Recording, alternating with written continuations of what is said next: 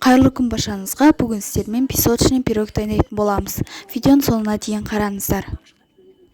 Ең алдымен бізге ұн керек болады. 400 грамм ұнды ситадан өткізіп аламыз. Және де үстіне 200 грамм мұздатқышта қатырылған сары майды үккіштен өткіземіз. Бәрін біркелкі қылып, крошка болғанша араластырамыз.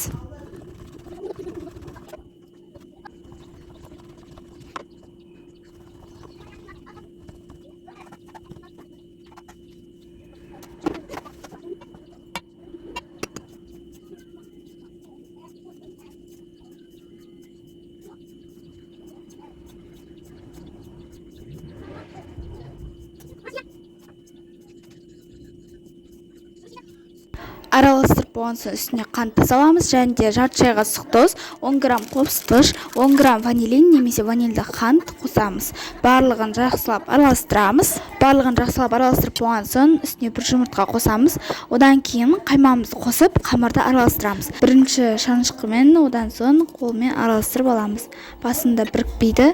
Жаймендеп сармай еріп, қамырымыз біркелкі болып бірігеді. Одан кейін пакетке салып қоямыз.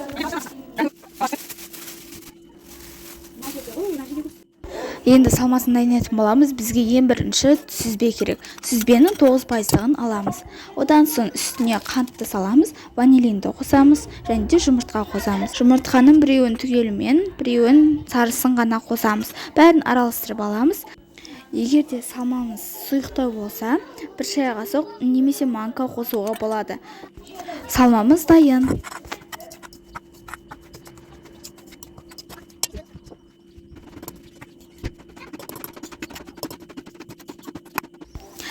Енді қамырымыздың 4-ші бөлігін алып қоямыз да, қамырға ұн сеуіп жаямыз.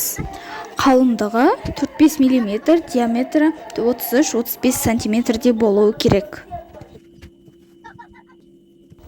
Қамырымызды жайып алған соң, форма арқылы дөңгелектеп аламыз. Дөңгелектің жанын пышақпен кесіп 1,5-2 см қылып аламыз. Сағаттың тіліндей қайырамыз.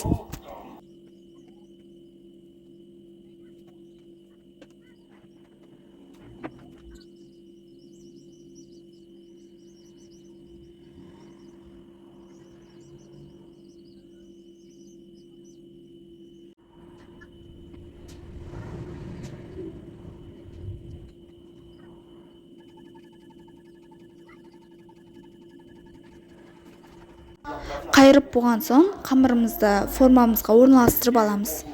Формамызға орналастырып болған соң, жаңағы дайындаған салмамызды салатын боламыз.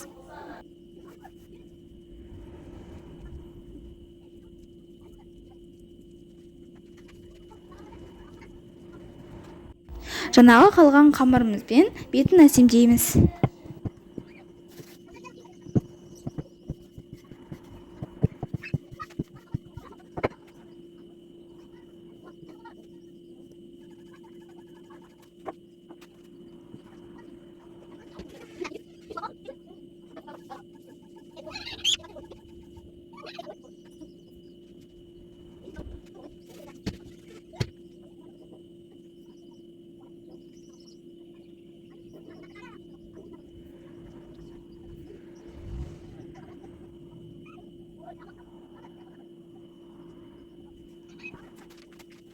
Әсемдегеннен кейін бетіне қалған жұмыртқаның сарысын жағамыз.